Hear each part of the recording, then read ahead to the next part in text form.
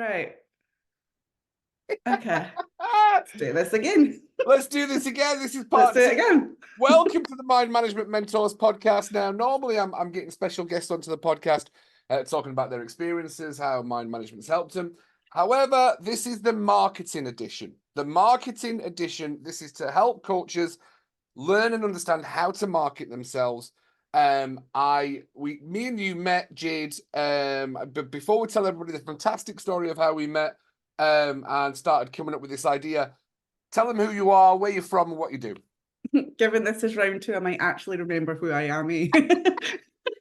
Hi, everybody. My name's Jade Wood. I am the owner of Thrive Marketing. I launched my own marketing consultancy and strategy business this year, and I'm here to talk about marketing for coaches and healers with Cuddy today. He roped me in after a networking event a couple of weeks ago, so here I am.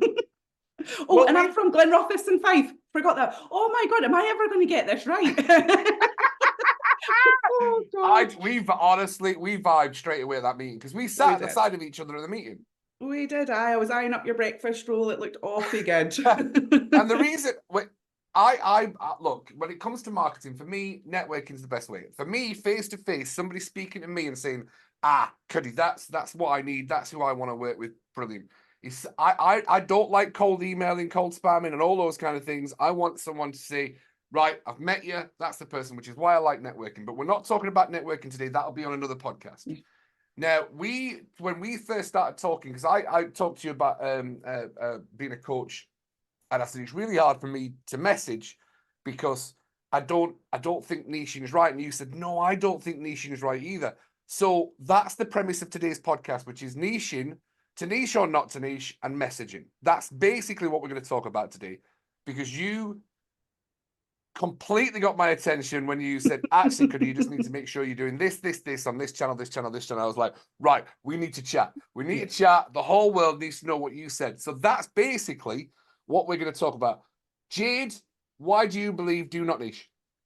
Okay, so like coaches, I struggled with that theory as well. So it's a question that anybody bringing a product or service to market faces. Can you help everybody? No, you can't help everybody. You absolutely can't. But actually, some products and services can help lots and lots of people. And sometimes they're all very different people.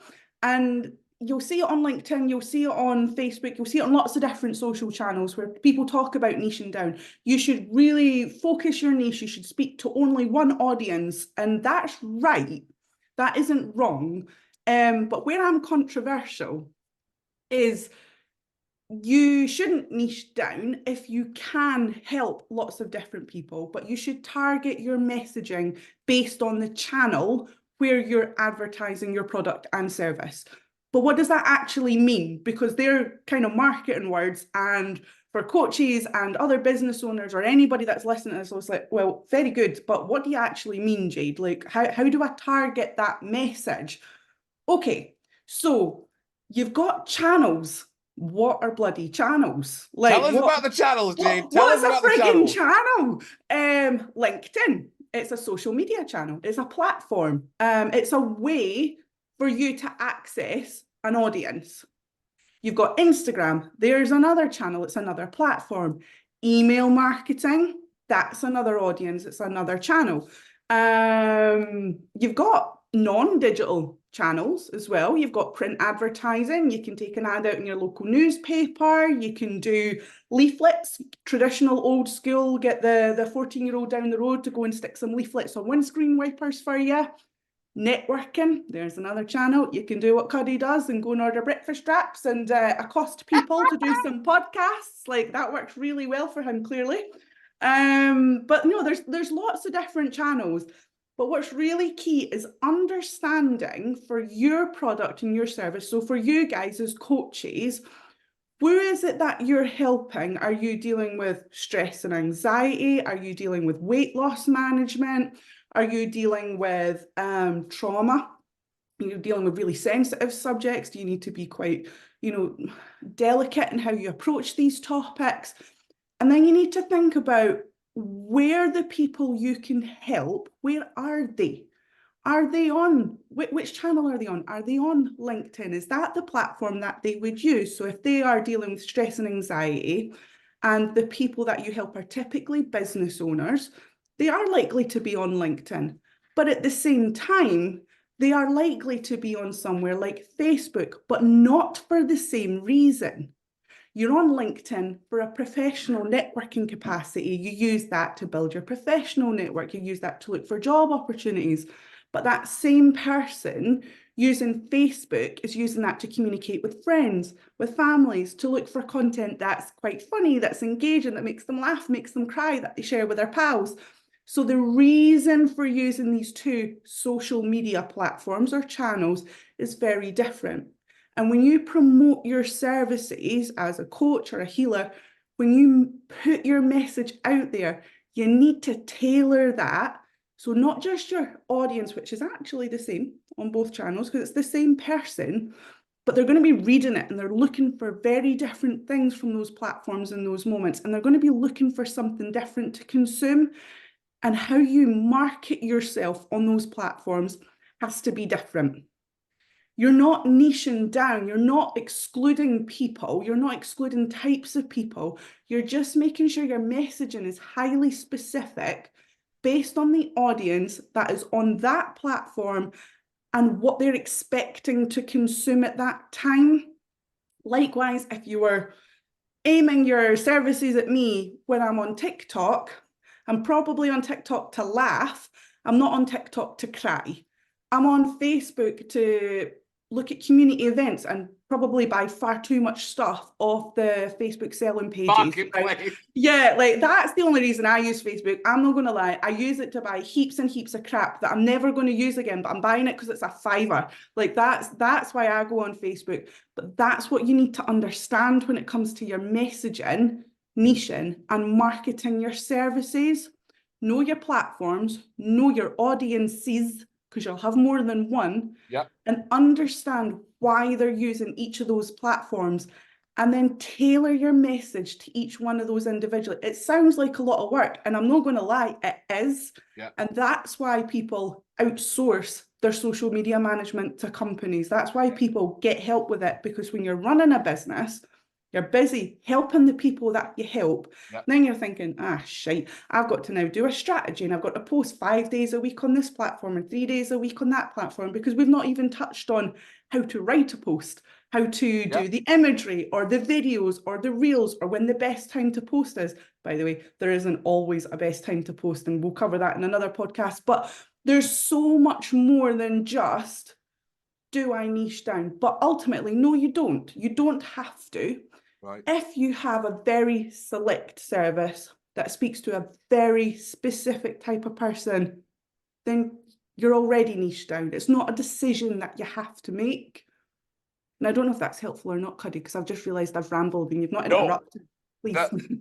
In podcasts like this, when I shut up, there must be a message, because I'm learning like a sponge. It's the ones where I talk an awful lot in the podcasts. I'm not learning as much, but when I knew I'd got you as a marketing guru, and we talked, and like, we need to, if we can do like 6, 7, or 8 podcasts, I just know that you're going to be able to help so many people. So let's because I've got friends who are probably in the same position as me as well. So and hopefully they get to listen to this. So I will tell you exactly what and how I coach. Right. And then you can give me, right, this is where you need to be. So a list of my clients at the moment, I seem to resonate really well with teenagers. Okay. Stressed out teenagers, right? My other clients are CEOs and CFOs, executives of large businesses and corporations. I have the occasional female going through business decisions kind of as a mind management coach, because I always say that I work and help people become less stressed, more mindful, and trauma's popped up for me. It was basically trauma started popping up with every, because I can disrupt people's beliefs. I can get people past what they're stuck with, the beliefs that they're stuck with, and it just turned out that a lot of my clients had trauma. So I don't. It's funny because I used to say that I work with mental health. I don't. It just turned out that a lot of the clients on performance that I was working with said they struggled with anxiety, stress, and depression. And for anyone listening, Anxiety, stress, and depression is mental health. It's emotional health. Mm-hmm. And a lot of people still don't get that. They think if it's mental health, they're mental. No, absolutely not. It's emotional health. And I've been coaching clients to get past that with their perceptions and their beliefs and things that have happened to them in the past. However, because of the diverse people, I've always said, now, Jade, I would love it if you call me out or go, actually, that's bang on. What I've always created in my mindset is I'm the niche. My unique selling point is Cuddy. It's 46, half English, half Scottish, stupid haircut. And anybody that I say I'm working with, look, as long as you don't mind this, the money maker, it'll work. And some people say, I don't like your chirpiness. Not a problem. I'm too positive for people. I just did a big business call with a massive lawyers company, a company of lawyers. And I wanted to be as authentic as possible with them. And I just said, look, I bounce in like Tigger. If you don't want me to bound in like Tigger and do training with the business, I'm not your guy.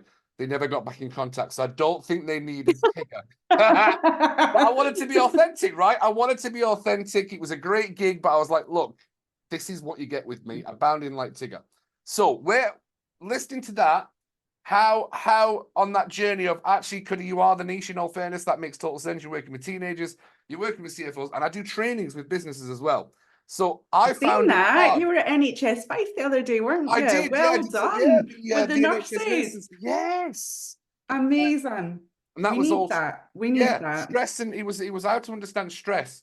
And how to understand breath work and cold water therapy will help with stress. Simple as. You don't have to be stressed. Stress is not the problem.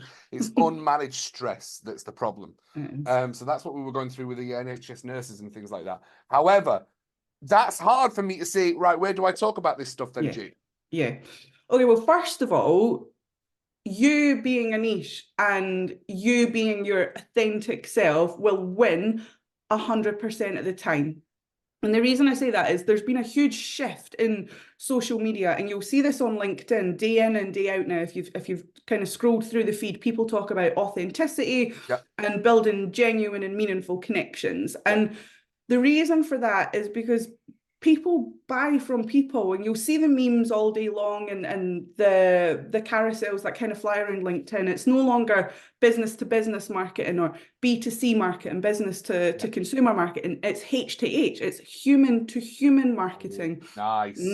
Yeah, I did like it when I seen it. I've seen it quite a lot now, but actually the message is very, very simple.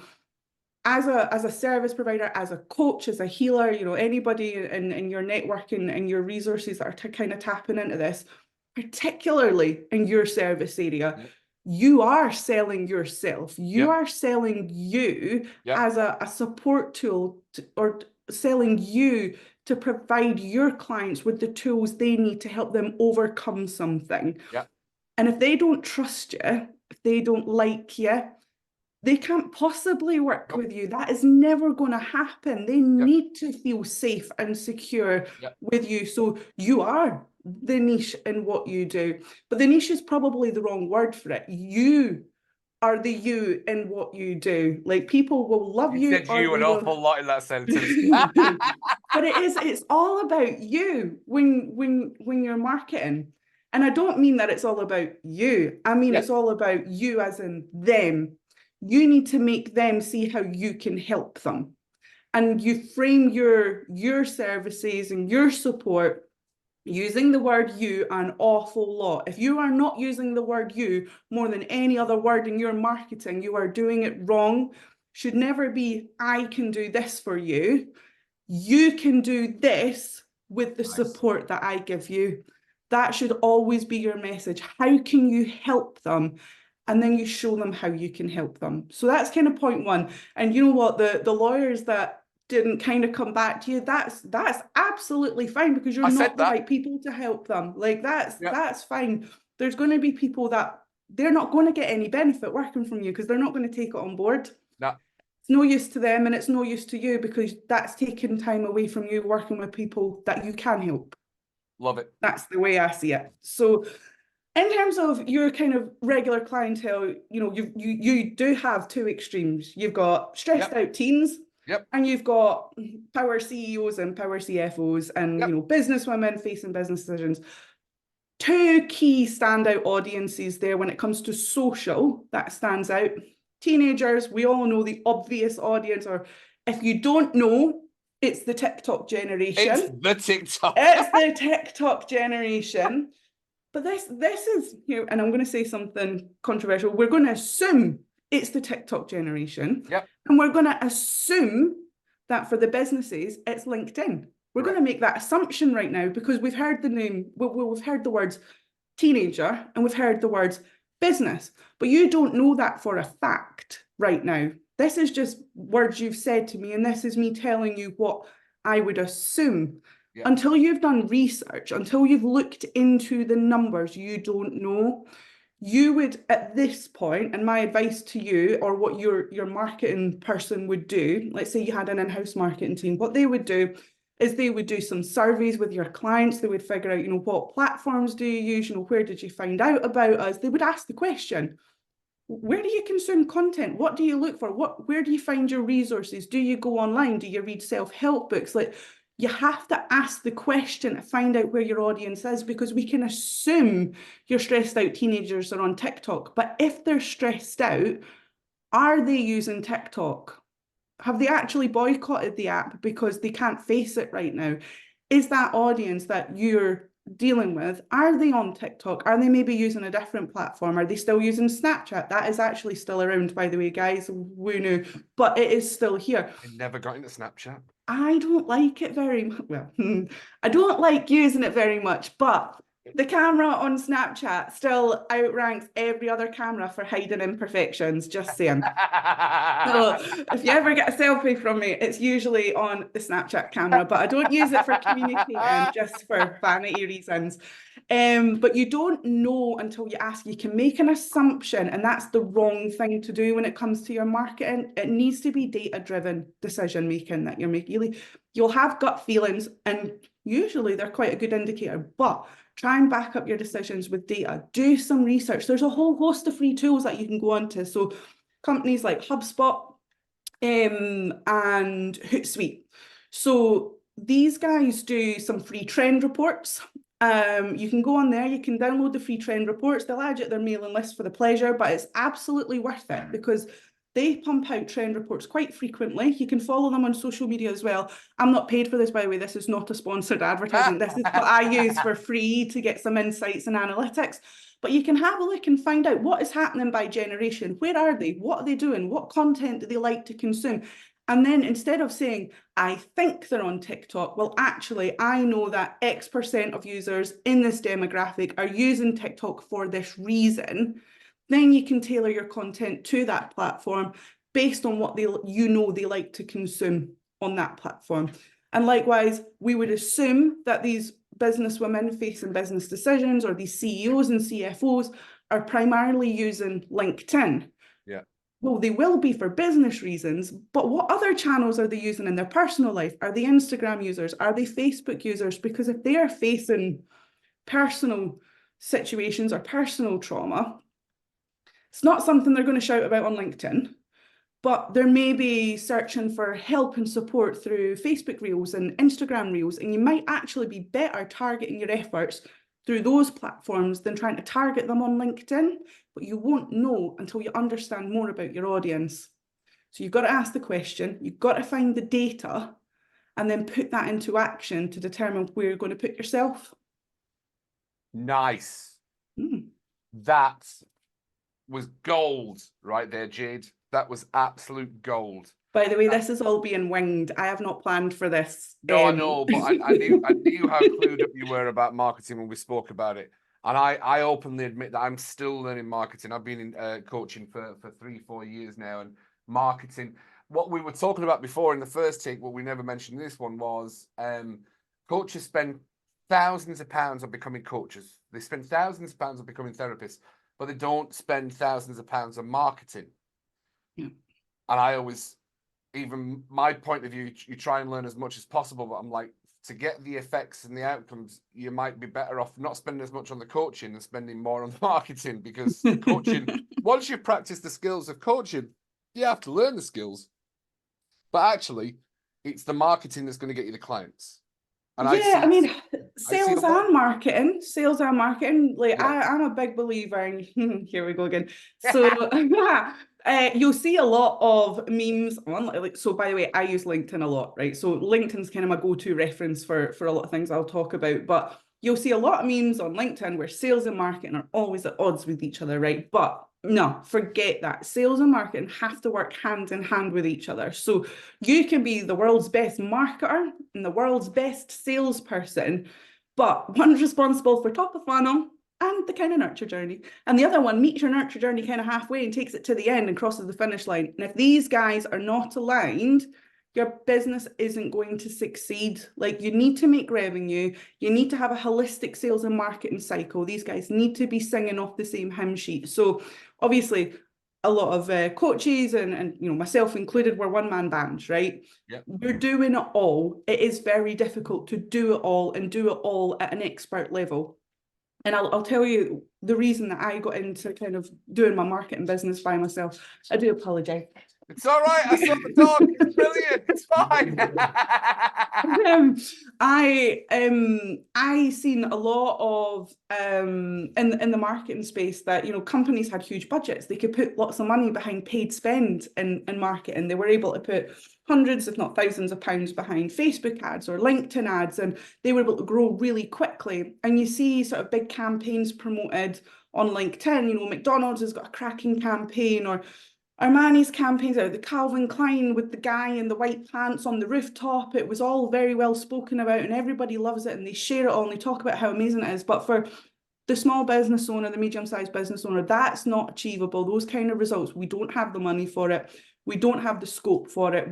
We can't employ these big agencies to do that for us. So I thought, wouldn't it just be nice if every small business owner could just tap into marketing and be able to generate results for their business that helps them grow without having to spend an absolute fortune on paid ad spend, without having to spend an absolute fortune on retainer fees or agency fees, and, you know, go into 12-month contracts and things. And there are times where that's absolutely required, and agencies do a great job. Like, they do, you know, they've got, you know, great teams of really diversified skill sets, and I take absolutely nothing away from that. But for me and my little patch of the world, I just wanted to do some good with the small and medium-sized businesses that just need a wee hand, understanding that marketing isn't scary, and actually it's not altogether difficult. It's just understanding, kind of demystifying all the things you need to do at the right time and in the right place. You can Google how to do marketing. You can figure out how to do digital marketing. You can go online right now and just be like, oh, like, what do I need to do in digital marketing? You can find all these online strategies and stuff, but actually the practical application of it is time consuming. What do you do when you don't get the results that you expected? How do you troubleshoot problems? How do you understand the data? How do you make it work for your business? Because these are all quite generic, right? You have a look and you're like, oh yeah, that says that should have happened, but that didn't work for me. Why not? Well, probably because that's a one-size-fits-all approach and your business is very unique. So what do you need to do that's different from the business next door to the business next door to that? So that's why I kind of got into doing what I do. And I absolutely love it, by the way. I could talk marketing all day long. Like, I would do this for free, but my husband would kill me. So actually, can we cut that out? Because like, sorry. So Yeah. I didn't know you talked so eloquently there for 4.5 hours. And I didn't know there was a difference between sales and marketing. I thought it was the same thing, but you're like, no, if they're not connected. See, so this is like, I'm learning as well. Oh, no, we don't do sales. Oh, no. Right. So I used to work in sales. So I've led operational teams and sales teams and business development teams and marketing teams. Okay, so I've been on both sides of the fence. So what's the difference? Okay, so marketing is the kind of top of, like, if you can imagine like the buying process as a funnel, right? Right. So you've got top of funnel, which is where marketing feeds into. So this is kind of like brand awareness and understanding the who, the what, the why, the when, the how, getting people engaged with your content, finding out about your company and what you do and how you do it. And it plugs them in to who you are. And then the buyer will start to kind of work their way through that funnel with touch points from marketing. Here's another social post. Here's an email coming in. Oh, here's a leaflet that I've seen about you. Here's another message on a social post. And sales is the conversion. Sales turns that into profit for the company. They're the ones that pick up the phone. They're like, oh yeah, you subscribed to our newsletter. I can see you submitted a form and an inquiry on our website. Like, oh, you've purchased this in the past. We've got a good offer on for you. Oh, you were interested in this event. We've got another event coming up. Are you interested in sponsorship? Depending on what you're selling, where you're selling, how you're selling, who you're selling to, sales is that conversion factor. They're the ones that make the money. Jade, I did not know. I was like, oh my. I just thought everybody knew that we were separate. Jade, this is the whole point of this podcast, is like that. I didn't know that at all. So I mean, thank you, Jade, because I knew how much benefit I was going to get out of this, but anyone listening to this is going to be like, did not know that. So when you mentioned channels are funnels. Basically, a channel and the top layer is a funnel, right? It's a fugazi, it's a fugazi, like there's loads of jargon, right? There's loads of jargon, right? It doesn't matter what it's called, okay? Essentially, you have a person you want to buy from you, and you have your product, your service, and you've got the journey that gets them there. What you need to do with your marketing is nurture them from this point to that. And your sales process converts them into your business. Okay, but from here, from nurture point A to them buying, is your touch points in marketing. It's where you speak to them on the channel that they're on. It's where you show them how you can help them. It's where you talk about their desires, their pain points, and how your product and service can help them achieve or overcome what their problem is or what they're hoping to get out of life.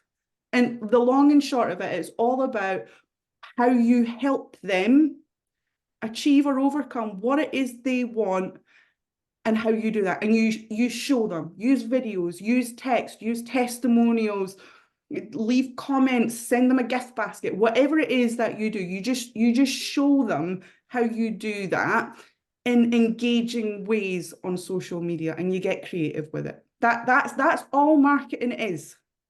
That's all it is. Jade, this is only part one of the podcast, and this is amazing. Jade, we've got loads more. I know, that's why this is going to be absolutely fantastic. Right, perfect. So the whole premise of part one was niche or not to niche. That was the disruptor. That was the because I will touch about this. I know we've got so many more podcasts coming up that you've just touched on a few subjects, and I'm like, right, that's episode 2, that's episode 3, that's episode 4. Yeah, I waffle loads. Like, you're gonna have to rein me in better, Cuddy, honestly. Not waffle. This is absolute genius, Jade. This is absolute genius, and I can see why Thrive Marketing thrives. See what I did there? I see what you did. Right, so fantastic. So priority mind management, we help businesses succeed. We coach their staff, we train their staff, and I coach coaches as well. So we get coaches to come in, do the priority, do mind management, do the processes that we work in mind management. And I think it's fantastic how you say you've got your touch points, you nurture them. So working like Thrive Marketing is creating a touch point and the journey to the sale. And how many touch points, Jade? This is probably another podcast, I've got a feeling, but I'm going to ask you. Technically, before a sale, how many, or would it be different per person if I was working with somebody one-on-one in a group coaching program, or if I was working with a business? How many touch points do coaches, therapists have to have to make a sale? It depends what you read. They typically say in digital 7 touch points. So they need to have seen something from you at some point 7 times. So they've need to have seen a social media post, they've seen an email, they've heard somebody talking about you, they've seen another social post, something else has cropped up. 7 touch points, 7 times. So if you can imagine, you're a coach, you've tried a couple of Instagram posts, you've not had a great response, you've tried a couple of LinkedIn posts, you've not had a great response, you've sent an email, you've not had a great response. Now bear in mind, you're at 5 at this point, you think, oh, bugger this, I'm not doing it anymore. I'm getting nowhere. You've not got to 7. Yeah. And 7's a law of averages. So you're going to have more. You're Yeah. going to have some at less. You've not done enough. You've not hit the magic number. You have to keep going.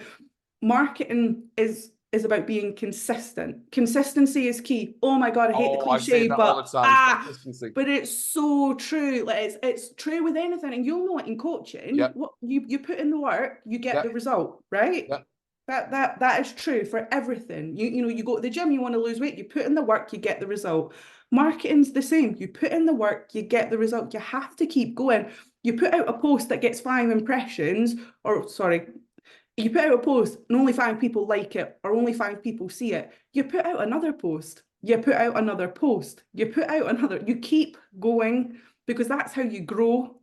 You just keep going. Consistency is key in absolutely everything. Marketing's absolutely no different. Sales, exactly the same. You pitch someone to work with them, they say no. You pitch the next person, you pitch the next person, you keep going. But all the while, you're refining things. You're finding the things that don't quite work. Yeah. You're tailoring it and you're making it better on the next one. Same with marketing, same with sales, same with coaching. When you're giving advice to people, what worked, what didn't work, what can we do better, what can we improve upon?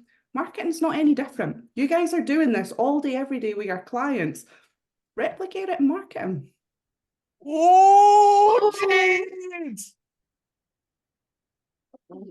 Oh, Hey, you give me all goosebumps, Cuddy. Jade, you're giving me goosebumps. That's the thing. Oh. Jade, that was. Do you know what? Because I know, I know how well this is going to go. I honestly, when I'm very much a gut instinct kind of person, and we just clicked when we were at that networking event, and I was talking to some of my coaches, friends, and said, "Look, I've had some of the best connections I've made at networking events where there was 3 people in the room. Because in 3 people or 5 people in the room, I get to actually talk to them and find out what they do, and vice versa. When I'm in a big room with 120 people, then I'm like, I don't get to make those connections with 120 people. And So what we hard. did down at the East Nuka 5, when we went down there, I was like, this is perfect for me. Mm-hmm. And I That made was a great wee meeting. It was a great meeting. I loved it. 4 great connections in there. Heather, the lady with the red hair, we've had a chat. Amazing lady. Fantastic connections. So yeah, no, that's definitely right. Perfect. So do you know what, Jade?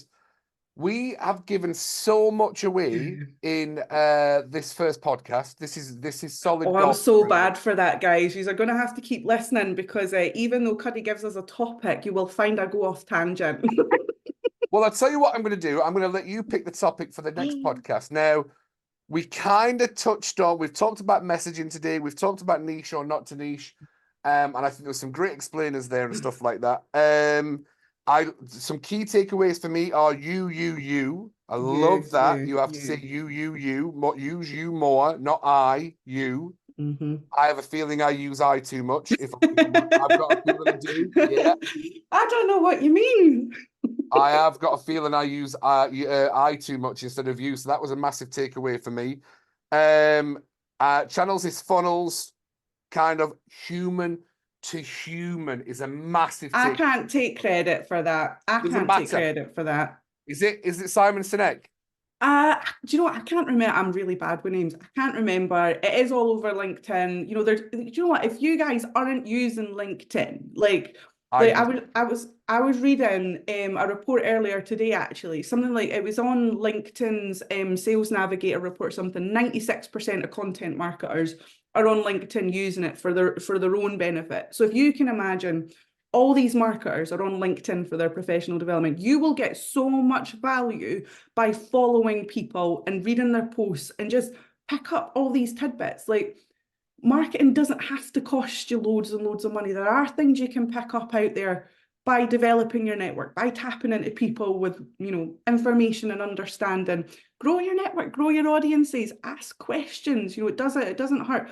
Most people that do marketing actually really enjoy it. We might post really sarcastic comments on LinkedIn, but we do love it. Like, we do. Like, I live for it. And if anybody's got questions, I'm always happy to answer them. Like, Jade, I've got a question. Go on then. To finish the podcast, what's more important, marketing or sales? No, no. No, they are no, they're equally as important. I have been both. I love both. I am both. Like I am both now because I've got my own business. But like, nah, no. No.